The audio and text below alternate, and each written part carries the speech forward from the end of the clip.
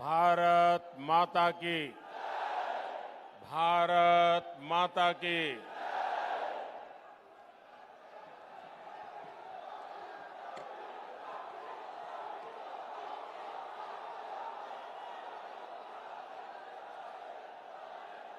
నా తెలంగాణ కుటుంబ సభ్యులందరికీ నమస్కారాలు। लोकसभा चुनाव का ऐलान हो चुका है। दुनिया का सबसे बड़ा लोकतंत्र का उत्सव प्रारंभ हो चुका है और 13 मई को तेलंगाना के लोग एक नया इतिहास रचने वाले हैं। 13 मई को तेलंगाना में होने वाला मतदान विकसित भारत के लिए होगा और जब भारत विकसित होगा तो तेलंगाना भी विकसित होगा। यहां तेलंगाना में बीजेपी के लिए लगातार जन समर्थन बढ़ता ही जा रहा है। तेलंगाना का ये दृश्य, जगतियाल का ये जन सैलाब इसका प्रमाण है। मैं पिछले 3 दिनों में दूसरी बार तेलंगाना आया हूं।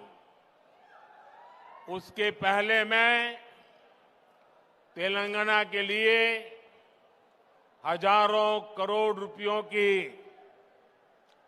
विकास परियोजना की सौगात लेकर भी आपकी सेवा में हाजिर हुआ था। इसी महीने मैंने आदिलाबाद से पूरे देश और तेलंगाना के लिए 56,000 करोड़ रुपए के विकास कार्यों का लोकार्पण, शिलान्यास किया था। संगारेड्डी में भी हाईवेज, रेलवेज और एयरवेज इंफ्रास्ट्रक्चर से जुड़ी हजारों करोड़ की परियोजनाओं को समर्पित किया था। ये विकास आज तेलंगाना के हर इलाके में पहुंच रहा है। इसलिए तेलंगाना के कोने कोने में बीजेपी के लिए समर्थन बढ़ता ही जा रहा है। आपने देखा होगा, अभी मुझे मल्काजगिरी में भी जनता जनार्दन हम सबको अपना आशीर्वाद देने के लिए सड़कों पर उमड़ आई थी। जैसे जैसे 13 मई निकट आ रही है, वोटिंग का दिन करीब आ रहा है, तेलंगाना में बीजेपी की लहर कांग्रेस का, बीआरएस का सुपड़ा साफ कर देगी। और इसलिए आज पूरा देश कह रहा है, आज पूरा देश कह रहा है 4 जून को 400 पार। 4 जून को चुनाव के नतीजे आने वाले हैं। और इसलिए लोग कह रहे हैं 4 जून को 4 जून को 4 जून को और तेलंगाना भी कह रहा है अब की बार विकसित भारत के लिए, विकसित तेलंगाना के लिए, तीसरी सबसे बड़ी इकोनॉमी के लिए, गरीब की उन्नति के लिए, किसान कल्याण के लिए, युवाओं को नए अवसर के लिए, महिला सशक्तिकरण के लिए, मजबूत भारत के लिए, आत्मनिर्भर भारत के लिए, समृद्ध भारत के लिए नाल्गो वन्नलो दाटाली बीजेपी की वोटू वैयाली। साथियों, तेलंगाना की ये धरती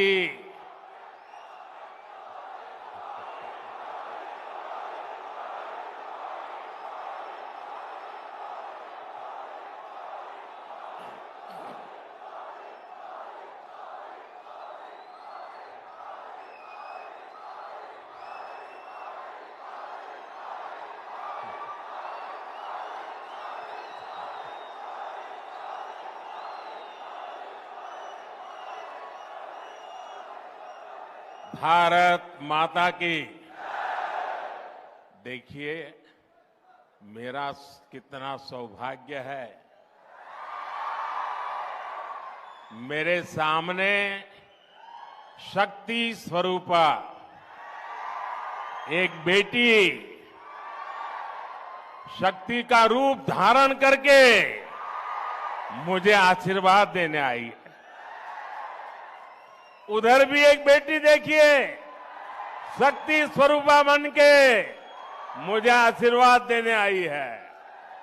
और इधर देखिए, इतनी माताएं बहनें शक्ति स्वरूपा आज मोदी को आशीर्वाद दे रही है।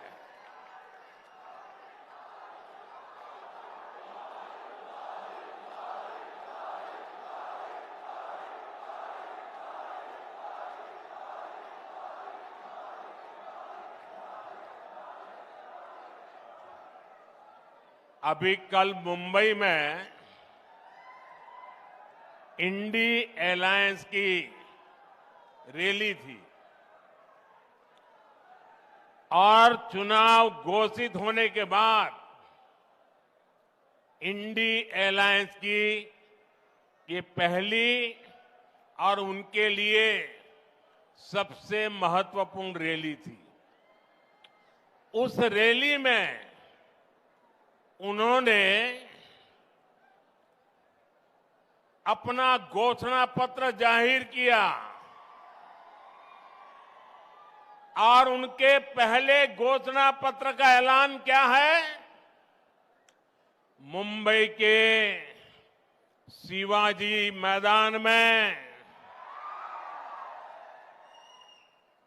जो छत्रपति शिवाजी महाराज कहते थे, जब एक औरत को उठा करके लाए तो उन्होंने कहा, काश अगर तुम मेरी मां होती तो मैं भी तेरे जैसा सुंदर होता। ऐसा शिवाजी पार्क, जहां से इंडी अलायंस ने अपनी घोषणा पत्र जाहिर किया और उन्होंने कहा है कि उनकी लड़ाई शक्ति के खिलाफ है। मेरे लिए हर मां शक्ति का रूप है, हर बेटी शक्ति का रूप है। और मेरी इन माताओं बहनों की तरफ से, माताओं बहनों, आपको मैं शक्ति के रूप में पूजा करता हूं। मैं भारत मां का पुजारी हूं। मैं आप शक्ति स्वरूपा सब माता बहन बेटियों का भी पुजारी हूं। और जिन्होंने कल शिवाजी पार्क में इंडिया अलायंस ने अपना घोषणा पत्र शक्ति को खत्म करने के लिए किया है, मैं इस चुनौती को स्वीकार करता हूं और मैं इन शक्ति स्वरूप माताओं बहनों की रक्षा के लिए जान की बाजी लगा दूंगा, जीवन खपा दूंगा।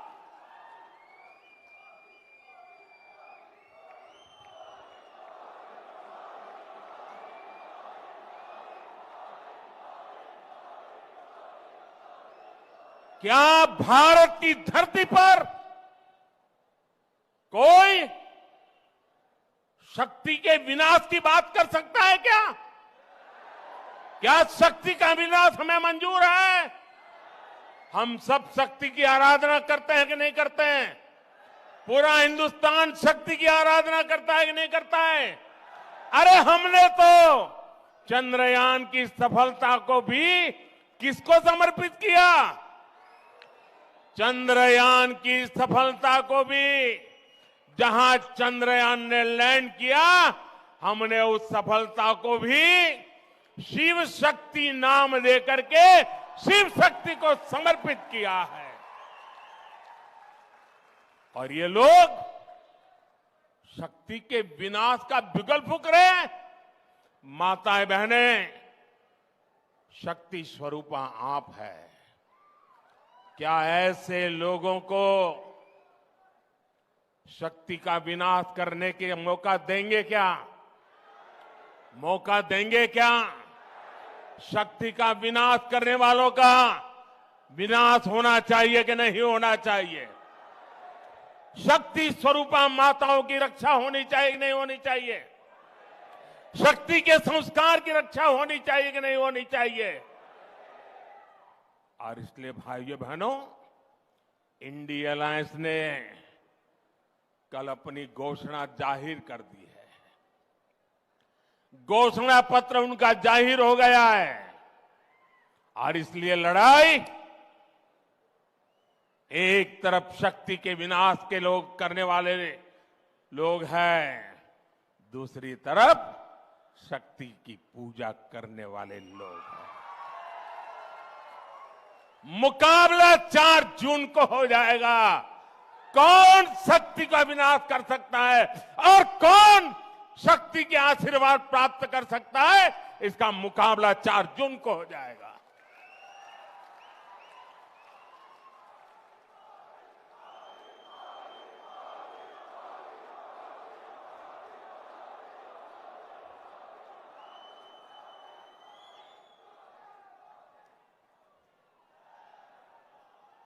साथियों, तेलंगाना की ये धरती कोई साधारण धरती नहीं है। ये वो धरती है जिसने अंग्रेजों से संघर्ष किया, जो रजाकारों के अत्याचारों से लड़ाई लड़े। इस धरती ने देश की अखंडता और सम्मान के लिए संघर्ष किया। बावजूद इसके आजादी के बाद तेलंगाना को कांग्रेस के सियासी षड्यंत्रों को सहना पड़ा।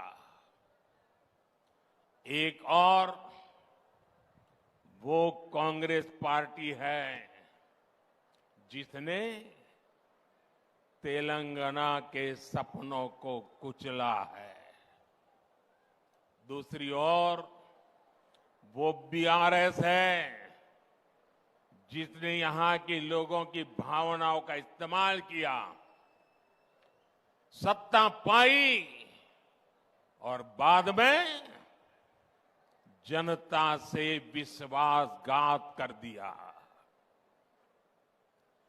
तेलंगाना का निर्माण के पहले 10 वर्षों तक बीआरएस ने पहले 10 साल बीआरएस ने तेलंगाना को जम करके लूटा है। लूटा है कि नहीं लूटा है? और अब कांग्रेस ने तेलंगाना को अपना एटीएम स्टेट बना लिया है। तेलंगाना से लूटा गया ये पैसा दिल्ली तक जाता है, वहां परिवारवादी लोगों की तिजोरी में पहुंचता है। फिर इसी पैसे का इस्तेमाल देश में झूठ और बंटवारे की साजिशों की फंडिंग के लिए होता है। और तेलंगाना के लोग जानते हैं, एक घोटालेबाज दूसरे घोटालेबाज पर कभी कार्रवाई नहीं कर सकता। इसलिए जो कांग्रेस पार्टी चुनाव के समय बीआरएस पर घोटालों का आरोप लगाती थी, आज वही कांग्रेस बीआरएस की फाइलों पर हाथ धरकर बैठ गई है। साथियों, बीआरएस और कांग्रेस की मिली भगत कितनी जबरदस्त है, ये भी आज तेलंगाना के लोग देख रहे हैं।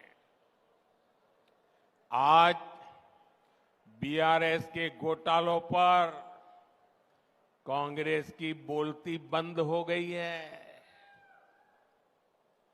कालेश्वरम स्कैम के अरबों रुपए कहां चले गए, कांग्रेस में कोई इसका जवाब नहीं मांग रहा है। और कांग्रेस जो सैकड़ों वादे करके सरकार में आई थी, वो क्यों पूरे नहीं हो रहे हैं? बीआरएस में कोई ये सवाल नहीं पूछता। दोनों एक दूसरे को बचा रहे हैं, दोनों एक दूसरे की जम करके मदद कर रहे हैं और सब कुछ पर्दे के पीछे कर रहे हैं। और जब दोनों पार्टियों के स्कैम की जांच होती है, तो दोनों मिलकर के क्या करते हैं?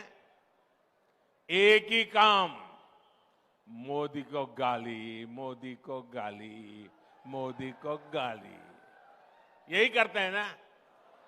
दिन रात मोदी मोदी सिवाय कुछ करते हैं क्या ये लोग? इनके मुंह से कभी भारत मां की जय सुना क्या? मोदी को 100 बार बोलते हैं, मां भारत को एक बार भी याद नहीं करते।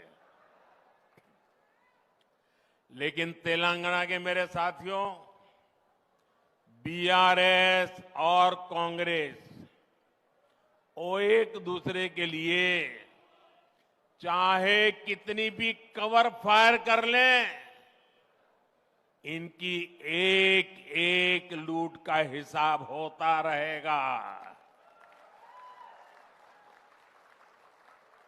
मोदी तेलंगाना के लोगों को गारंटी देता है कि तेलंगाना को लूटने वालों को छोड़ेगा नहीं। ये मोदी की गारंटी है। इदी मोदी गारंटी। साथियों, परिवारवादी पार्टियां, परिवारवाद में डूबे लोग केवल देश को लूटने के लिए राजनीति में आए हैं। ये लोग कभी देश का किसी राज्य का भला नहीं कर सकते। आप परिवारवादियों का पूरा इतिहास उठाकर देख लीजिए। देश में जितने भी बड़े घोटाले हुए हैं, उनके पीछे कोई न कोई परिवारवादी पार्टी ही मिलेगी। आप जरा सोचना, ये मीडिया के मित्रों को भी मैं होमवर्क देके जाता हूं कि आप सोचिए, देश में लाखों करोड़ का 2G स्पेक्ट्रम घोटाला हुआ, किसका नाम आया?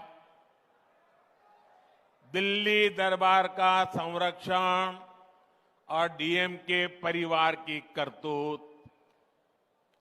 देश में नेशनल हेराल्ड घोटाला हुआ, किसका नाम आया? कांग्रेस का सबसे बड़ा परिवार जो कांग्रेस पार्टी को चलाता है, उनका नाम आया। देश में बोफोर्स स्कैम भी हुआ था, किसका नाम आया था? इसी परिवार का। बिहार में इतना बड़ा चारा घोटाला हुआ, कौन अपराधी साबित हुआ? बिहार में नौकरी के बदले जमीन घोटाला हुआ, किसका नाम आया? आरजेडी चलाने वाले उसी परिवार के लोगों का।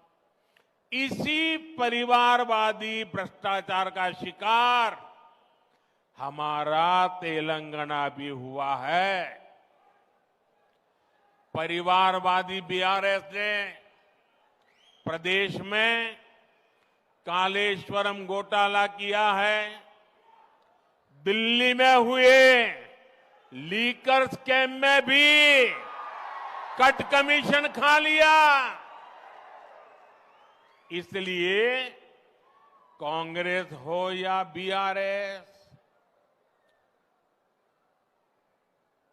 इनसे जितना बचेंगे, उनको जितना दूर रखेंगे, वही इसकी दवाई है। इसलिए 13 मई को आपको वोटिंग के दिन याद रखना है, बीजेपी को जिताना है। बीजेपी को बीजेपी को बीजेपी को बीजेपी को आप तेलंगाना में बीजेपी को जितनी ज्यादा सीटें देंगे, उतनी ही मेरी ऊर्जा बढ़ेगी। और ये जो शक्ति स्वरूपा का विनाश करने के लिए निकले हैं ना, उनकी रक्षा करने के लिए मुझे ताकत चाहिए। अब मैं विकसित भारत के लिए और ज्यादा परिश्रम करूंगा। आपको भरोसा है ना? मैं परिश्रम करूंगा, इस बात पे भरोसा है ना? क्या कभी मैंने मेहनत करने में कमी रखी है क्या? खुद को खपाऊंगा और कुर्सी की परवाह किए बिना आपकी भलाई के लिए जो जरूरी है वो निर्णय करूंगा। साथियों, हमारा विजन है विकसित तेलंगाना से विकसित भारत का निर्माण। बीते 10 वर्षों की एक बड़ी उपलब्धि है कि हमने 25 करोड़ देशवासियों को गरीबी से बाहर निकाला है। हमने इसके लिए योजनाएं बनाई, हमने ईमानदारी से हर योजना का लाभ लोगों तक पहुंचाया। हमने देश भर में गरीब परिवारों को 4 करोड़ से ज्यादा पीएम आवास बनाकर दिए। हमने 12 करोड़ से ज्यादा घरों तक नल से जल पहुंचाया। हमने देश के 50 करोड़ लोगों को बैंकिंग व्यवस्था से जोड़ा। आज 50 करोड़ से ज्यादा गरीबों को आयुष्मान कार्ड से मुफ्त इलाज सुनिश्चित हुआ। पीएम स्वनिधि जैसी योजनाओं के जरिए गरीबों को आत्मनिर्भर बनाने के लिए हजारों करोड़ रुपए की सहायता दी। साथियों, हमारी सरकार ने इन सभी योजनाओं का लाभ तेलंगाना की जनता तक बिना किसी भेदभाव के पहुंचाया है। हमने तेलंगाना की माताओं बहनों को उज्ज्वला योजना के 11 लाख से ज्यादा गैस कनेक्शन दिए। हम तेलंगाना के 30 लाख किसानों को हर साल किसान सम्मान निधि के 6,000 रुपये भेज रहे हैं। तेलंगाना में आयुष्मान भारत योजना से 80 लाख से ज्यादा लोगों को मुफ्त इलाज सुनिश्चित हुआ है। आज भी बीजेपी सरकार तेलंगाना के 2 करोड़ जरूरतमंदों को मुफ्त राशन की व्यवस्था कर रही है। अगर यहां तेलंगाना में बीजेपी की सरकार होती तो हम तेलंगाना को और आगे ले जाने में हमें सुविधा रहती, क्योंकि हम जनता को साथ लेकर चलते। साथियों, पिछले दिनों विधानसभा के चुनाव में आपने बीआरएस के प्रति जो गुस्सा था, किसी भी हालत में आप बीआरएस को खत्म करना चाहते थे, आपने वो काम कर दिया। ये चुनाव दिल्ली में फिर एक बार मोदी सरकार को लाने का चुनाव है।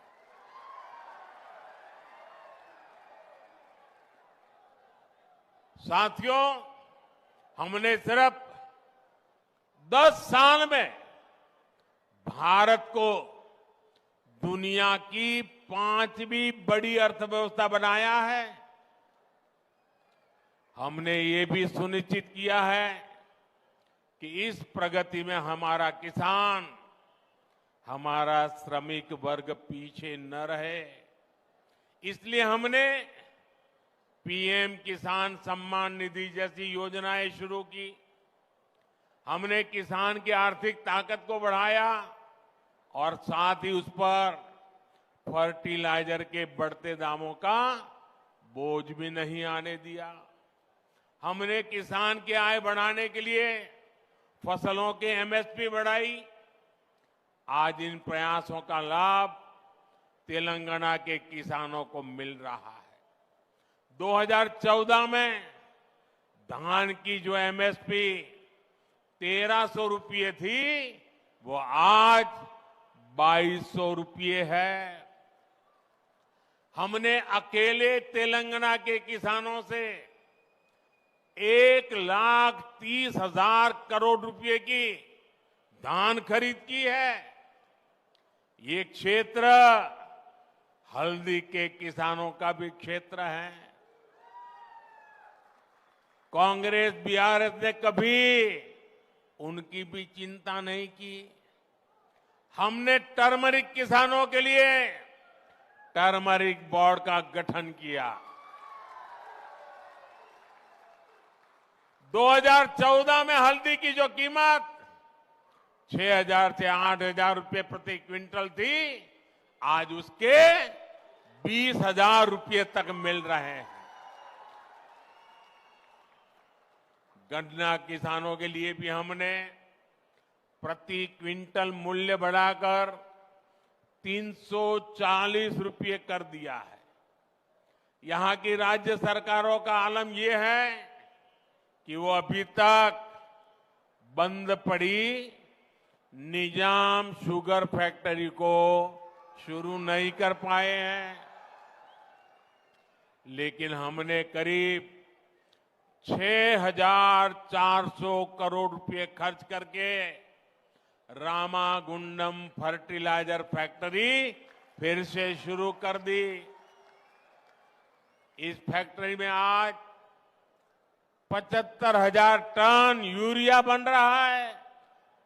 इससे किसानों का फायदा तो हो ही रहा है, युवाओं को रोजगार भी मिल रहा है। अब अगले 5 वर्षों में हमें किसानों को समृद्धि की नई ऊंचाई पर लेकर जाना है। साथियों, पहले देश में विकास से जुड़े वायदों को सबसे बड़ा चुनावी झूठ माना जाता था, लेकिन इन 10 वर्षों में विकास भारत की सबसे बड़ी पहचान बनकर के उभरा है। आज भारत के आधुनिक इंफ्रास्ट्रक्चर की चर्चा पूरी दुनिया में होती है। इन 10 वर्षों में हमने तेलंगाना के इंफ्रास्ट्रक्चर के लिए अभूतपूर्व काम किया है। हमारे तेलुगु भाषी लोग दुनिया के हर देश में मिलेंगे, अच्छी पोजीशन में मिलेंगे, मेहनत करने वाले मिलेंगे। और आप पूछिए, जो भी तेलुगु भाषी दुनिया में रहता है उसको पूछिए, आज दुनिया में उसका सम्मान है कि नहीं है। वो सीना तान करके कहेगा, मैं जहां भी जाता हूं हिंदुस्तान का गौरव होता है। हमने यहां करीब 25,000 करोड़ रुपए खर्च करके नेशनल हाईवेज बनवाए हैं। 2014 तक तेलंगाना में सिर्फ 2,500 किलोमीटर नेशनल हाईवे थे। जरा आंकड़ा याद रखिए, 2014 के पहले यानी देश आजाद हुआ तब से लेकर के 75 साल 70 साल जो भी है समय, सिर्फ 2,500 किलोमीटर। ये उनका काम देखिए और ये मोदी का कमाल देखिए। हमने केवल 10 वर्षों में 2,000 किलोमीटर नेशनल हाईवे बना दिए। करीमनगर से वारंगल के बीच 2,500 करोड़ रुपए के 4 लेन प्रोजेक्ट जैसे विकास के काम यहां हुए हैं। हम तेलंगाना के रेलवे स्टेशनों को भी आधुनिक बना रहे हैं, यहां वंदे भारत कनेक्टिविटी बढ़ा रहे हैं। साथियों, आने वाले 2 जून को तेलंगाना के जन्म के 10 साल पूरे होंगे और इसलिए 4 जून को नतीजों के बाद केंद्र में भाजपा सरकार बनेगी। वो देश के साथ ही तेलंगाना के अगले दशक का भी भाग्य बनाएगी। इसलिए अगले 5 वर्ष तेलंगाना के लिए बहुत अहम है। अगले 5 वर्षों में हम तेलंगाना के हाईवेज और एक्सप्रेसवेज इस नेटवर्क को और आधुनिक बनाना चाहते हैं। अगले 5 वर्ष में हम यहां के रेलवे इंफ्रास्ट्रक्चर को बेहतरीन बनाएंगे। अगले 5 वर्षों में हमें डिजिटल इंडिया का विस्तार गांव-गांव तक करना है। अगले 5 वर्षों में हमें ग्रामीण क्षेत्रों में हजारों नए गोदाम बनाने हैं ताकि किसानों को लाभ हो। अगले 5 वर्षों में हमें घरों पर ज्यादा से ज्यादा सोलर पैनल लगवाने हैं ताकि बिजली बिल 0 हो जाए। और इस सब में तेलंगाना और तेलंगाना के प्रतिभाशाली युवाओं की बहुत बड़ी भूमिका होगी। यह 18वीं लोकसभा का चुनाव है। 18 साल के ऊपर के हर युवा को विकसित भारत के लिए वोट करना है, विकसित तेलंगाना के लिए वोट करना है। और ये तब होगा जब आप इस चुनाव में कमल के निशान पर बीजेपी को अपना आशीर्वाद दें। इस चुनाव में निजामाबाद से भाई अरविंद धर्मपुरी गारू, करीमनगर से पंडित संजय कुमार गारू और पेद्दापलई से मेरे भाई गोमासा श्रीनिवास भारी मतों से इनको विजयी बनाना है। आशीर्वाद मिलेंगे आपको, हर पोलिंग बूथ में जिताएंगे, हर पोलिंग बूथ में जाएंगे। और मैं आपको एक और बात कहूंगा, अभी किशन रेड्डी जी ने इसके विषय में विस्तार से बताया। अब देखिए, मैंने एक हिम्मत की है। अब वो हिम्मत तो मेरी तब काम आएगी जब आप मेरी मदद करेंगे मदद। देखिए, मैंने मेहनत की है, हिम्मत भी की है, लेकिन आपकी मदद के बिना कुछ होना नहीं है। करेंगे मदद। देखिए, मैंने एक काम किया है, टेक्नोलॉजी की मदद से मैं अब तेलुगु में आपसे बात करना चाहता हूं। 100% तो नहीं हो सकता, लेकिन 80-90% तो हो जाएगा। लेकिन इसके लिए आपको एक काम करना पड़ेगा। करेंगे। आप अपने मोबाइल फोन पर सोशल मीडिया में जो एक्स होता है ना, एक्स साइट होती है, वहां जाकर के नमो इन तेलुगु हैंडल पर जाइए, तो वहां ये आपका सेवक आपसे तेलुगु में बात करेगा। अच्छा, मेरा एक और काम करेंगे आप। पहले वाला तो करेंगे ना? सब बताइए, करेंगे ना? जरा हाथ ऊपर करके बताइए, करेंगे ना? अच्छा, दूसरा एक काम करोगे? अभी मैंने ये हिम्मत की है, शुरुआत की है। अगर आप उसको सुन करके उसमें क्या क्या गलतियां रह गई है, उसमें क्या क्या कमी रह गई है, क्या मुझे बताएंगे क्या? आप मेरे टीचर काम करेंगे ना? मुझे सिखाएंगे ना तेलुगु? तो मुझे आपकी मदद चाहिए। मैं तेलुगु में आप लोगों से लगातार बात करना चाहता हूं, और इसलिए मैंने टेक्नोलॉजी का उपयोग किया है। मैं चाहता हूं आप ही नहीं, पूरा तेलंगाना अपने मोबाइल फोन पर मोदी को तेलुगु में सुने। और आप जब मोबाइल पर ऐप्स पर जाकर के नमो इन तेलुगु डाउनलोड करोगे, फिर आप किसी को भी कह सकते हैं, ये गड़बड़ मत कर, मोदी मेरी जेब में है। ऐसा कह सकते हैं ना? देखिए, ज्यादा से ज्यादा लोगों तक मुझे अपनी बात पहुंचानी है, उनकी भाषा में पहुंचाने का मैं प्रयास करूंगा। लेकिन उसके लिए तेलंगाना के हर मोबाइल फोन पर मोदी होना चाहिए, मोदी इन तेलुगु होना चाहिए। और मैं आपको गारंटी देने आया हूं, मैं विकसित तेलंगाना की गारंटी देता हूं। दोस्तों, मुझे विश्वास है आप भी मुझे इस बार तेलंगाना में बीजेपी का परचम लहराने की गारंटी देंगे ना? आप भी मुझे गारंटी देंगे ना? देखिए, आपकी गारंटी के लिए आप अपने मोबाइल का फ्लैश चालू कीजिए, आपके मोबाइल का फ्लैश लाइट बनाइए। ये मुझे गारंटी देनी है आपको। आपके मोबाइल फोन की फ्लैश लाइट